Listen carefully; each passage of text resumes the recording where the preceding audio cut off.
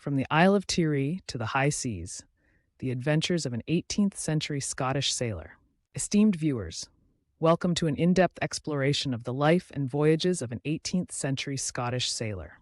Born in the year 1728 on the Isle of Tiree, within the Shire of Argyll, his journey from a curious child to an experienced mariner offers profound insights into the maritime history of the era. Join us as we delve into his detailed accounts, shedding light on the challenges, cultures, and natural wonders encountered during his seafaring adventures. The Isle of Tiree. The Isle of Tiree, the westernmost island of the Inner Hebrides of Scotland, is a land shaped by the relentless Atlantic winds and waves. Growing up in this remote yet vibrant community, our sailor was immersed in the Gaelic culture and the rhythms of island life. His family was engaged in coastal trade, a critical component of the local economy during the 18th century. From an early age, he exhibited a profound fascination with the sea and the vessels that traversed it. At the mere age of 8, driven by an insatiable curiosity, he clandestinely boarded his brother's coasting boat. This vessel, laden with commodities such as beef, blankets, linen, and skins, was part of a network of maritime commerce essential to the Scottish Highlands.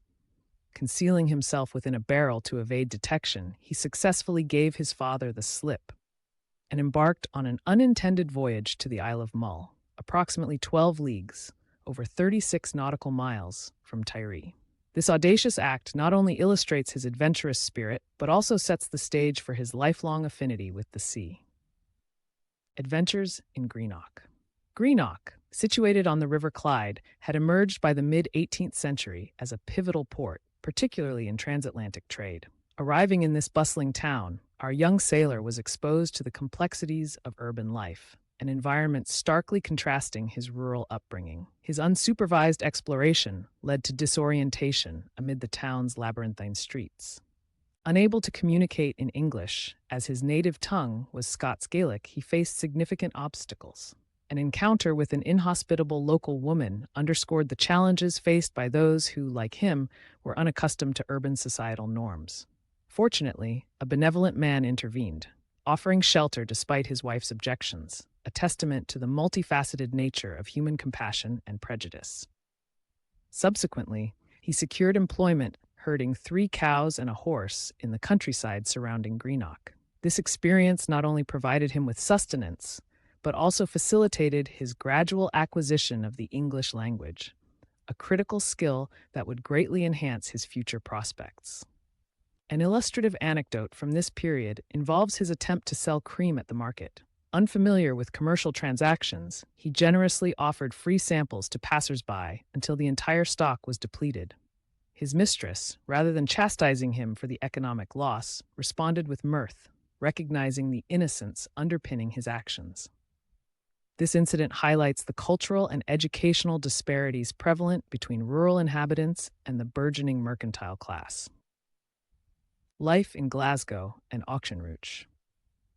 Drawn to the opportunities presented by urban centers, he journeyed to Glasgow, a city experiencing rapid growth due to the tobacco trade and other mercantile activities. His arrival coincided with Glasgow's transformation into a significant commercial hub within the British Empire. While wandering through the city's streets, he was approached by a gentleman's servant who offered him employment. Agreeing, he accompanied the servant to an inn, where, after consuming punch, a popular beverage at the time, he succumbed to fatigue. Unbeknownst to him, he was transported to Auchenroach in the parish of Campsie, Stirlingshire, approximately 12 miles northeast of Glasgow. For 3 years, he resided with a gracious and affluent family whose kindness left an indelible mark on his character. This period afforded him stability and a respite from his earlier tribulations. The nurturing environment contrasted sharply with his previous hardships, underscoring the impact of social class and benevolence during the era. Following the harvest season, he returned to Glasgow with a promise to revisit the family in the spring. In a remarkable turn of events, he reunited with his brother, a poignant moment characterized by astonishment and joy. The emotional reunion emphasizes the strong familial bonds and the importance of clan connections in 18th century Scottish society. The Call of the Sea. Despite the comfort and potential prospects on land, the allure of maritime life proved irresistible. His intrinsic restlessness and yearning for adventure compelled him to depart once more. This inclination reflects a broader historical context, where economic conditions and the promise of exploration drove many young men to the sea. He joined Captain Emkun's vessel, which had serendipitously anchored at Iona near Tiree due to inclement weather.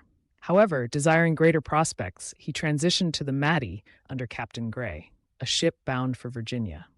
This decision marked the beginning of his formal seafaring career, aligning with the intensifying transatlantic trade routes of the time.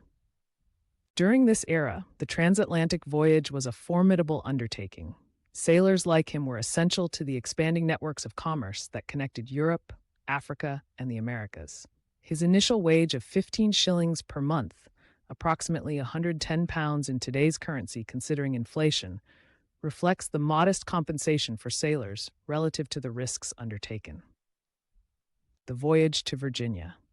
The voyage to Virginia was arduous and perilous.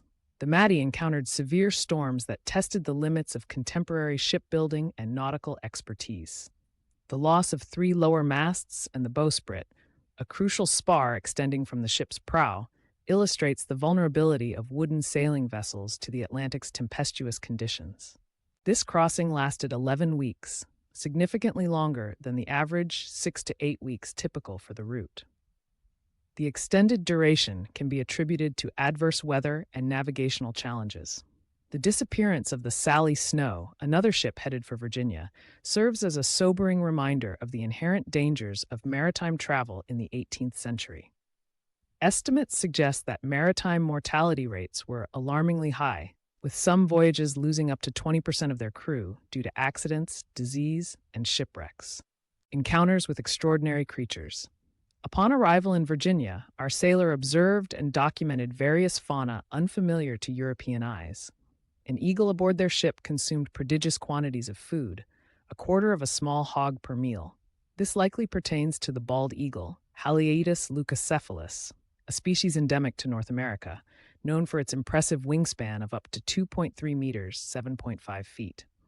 He also encountered the opossum, Didelphis virginiana, the only marsupial native to North America. His description of the female carrying her young in a pouch aligns with the biological characteristics of marsupials. These observations, while rudimentary, contribute to the early natural history accounts of American wildlife. Furthermore, the account of crows seeking refuge during a storm and their subsequent accidental deaths illustrates the harsh realities of life at sea for both humans and animals alike. Shark encounters. The narrative provides detailed descriptions of interactions with sharks, particularly in the Caribbean Sea. Sharks presented a significant threat to sailors, especially during man-overboard situations or when disposing of refuse overboard. An incident involving a sailor retrieving the ship's ensign staff exemplifies the perilous nature of such endeavors. Despite successfully retrieving the flag, the sailor narrowly escaped a shark attack, a testament to both his daring and the omnipresent dangers. Our sailor recounts capturing a shark approximately 16 feet in length, a size consistent with that of the tiger shark, Geliocerdo cuvier. The discovery of human remains and other objects within the shark's stomach is not unheard of, given the species' opportunistic feeding habits. Such accounts fueled the sailors' fear and respect for these apex predators. The practice of consuming shark meat, though often met with disdain by Europeans due to its strong flavor, was common among enslaved Africans and indigenous populations in the Caribbean. This highlights the cultural differences in dietary practices and resource utilization. Wonders of the West Indies. While in the Caribbean, our sailor observed the symbiotic relationship between pilot fish, Naucrates ductor, and sharks. The pilot fish, distinguished by their striped appearance, were believed to guide sharks to food, a belief rooted in observations of their tendency to swim near sharks, feeding on parasites and leftovers. He also noted the vibrant biodiversity of the region, including the presence of fireflies and various amphibious creatures. His accounts, though anecdotal, provide early European perspectives on the ecosystems of the West Indies. It's important to contextualize these observations within the period's limited scientific knowledge. Taxonomy and ecological understanding were in nascent stages, and sailors' accounts often mixed factual observations with folklore. Adventures in Virginia and beyond. In Virginia, he witnessed the killing of an exceptionally large alligator. While he claims the creature measured 36 feet, a length exceeding verified records, it reflects the awe these reptiles inspired among Europeans. The American alligator, Alligator mississippiensis, typically reaches lengths of up to 15 feet, 4.6 meters. He discusses the dangers posed by these reptiles, emphasizing their impenetrable scales and predatory behavior. His warnings to future travelers underscore the genuine risks associated with the untamed nature of colonial frontiers. An extraordinary incident involving a sturgeon leaping into a canoe, resulting in a man's death, illustrates the unpredictability of wildlife encounters. The Atlantic sturgeon, Accipenser oxyrhynchus, known to inhabit the Chesapeake Bay, can grow up to 14 feet, 4.3 meters, and weigh over 800 pounds, 363 kilograms. Such breaching behavior, though rare, has been documented and poses legitimate hazards to small watercraft. Observations of local wildlife and cultures. Our sailor provides accounts of unique fauna, such as the torbin, likely a reference to the terrapin or box turtle, and the ball tumbler insect, which resembles the dung beetle, Scarabaeidae family. His descriptions contribute to the period's growing compendium of natural history, albeit with vernacular nomenclature. He also describes interactions with Native Americans allied with the English in North Carolina.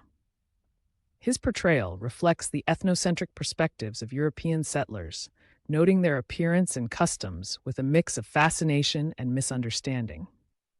The mention of their proficiency with bows and arrows and their physical attributes provides insights into the cross-cultural encounters of the time. It's critical to approach these accounts with an understanding of the historical context, recognizing the biases and limitations inherent in 18th-century European perspectives on indigenous peoples. Challenges at sea. Navigating the treacherous waters near the Grand Banks of Newfoundland, renowned for their rich fishing grounds but also dense fog and unpredictable weather, the ship collided with a whale. The North Atlantic right whale, Eubalina glacialis, once abundant in these waters, could reach lengths of up to 60 feet, 18 meters. The collision resulted in a significant leak near the keel, necessitating innovative repairs. The crew utilized salted beef, nailing it over the breach as a temporary seal. This practice, while unorthodox, highlights the resourcefulness required in emergency situations at sea.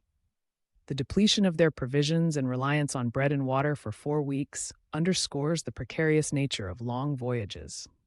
Malnutrition and scurvy were constant threats, with vitamin C deficiency leading to high mortality rates among sailors.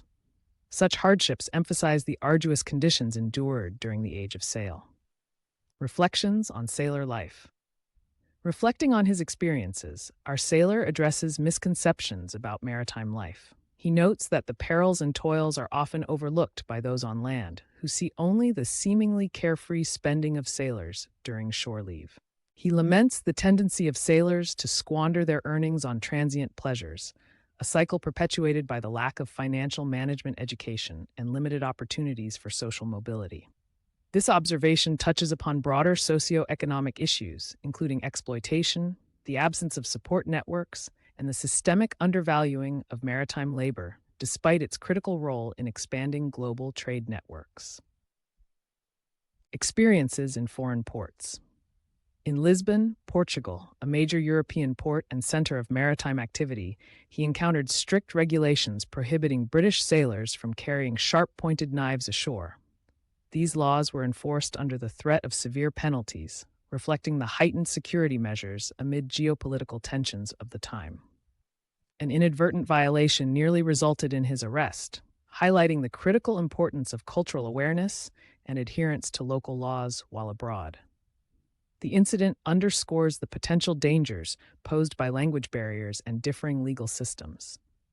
Additionally, he recounts an episode involving the theft of provisions by Portuguese sailors and the subsequent retaliatory actions by the British crew. This exchange illustrates the mutual suspicion and hostility that could exist between sailors of different nations, often exacerbated by national rivalries and economic competition. Conclusion. In traversing the life of this 18th century Scottish sailor, we gain a multifaceted understanding of the maritime world during a pivotal era of exploration and commerce. His experiences encapsulate the spirit of adventure, the challenges of cross-cultural interactions, and the intricacies of life at sea. His detailed observations contribute valuable perspectives to the historical record, enriching our comprehension of the natural world, societal structures, and the human condition during the 18th century. The resilience and adaptability he exhibited resonate with the enduring human themes of exploration, survival, and the pursuit of knowledge. We invite you to reflect on these narratives and their relevance to our collective history. The voyages of sailors like him not only shaped the world as we know it, but also continue to inspire curiosity and appreciation for the complexities of our past. Thank you for joining us on this in-depth exploration. If you found this analysis insightful, please like, share, and subscribe for more content delving into historical accounts with expert insights. Until next time, fair winds and following seas.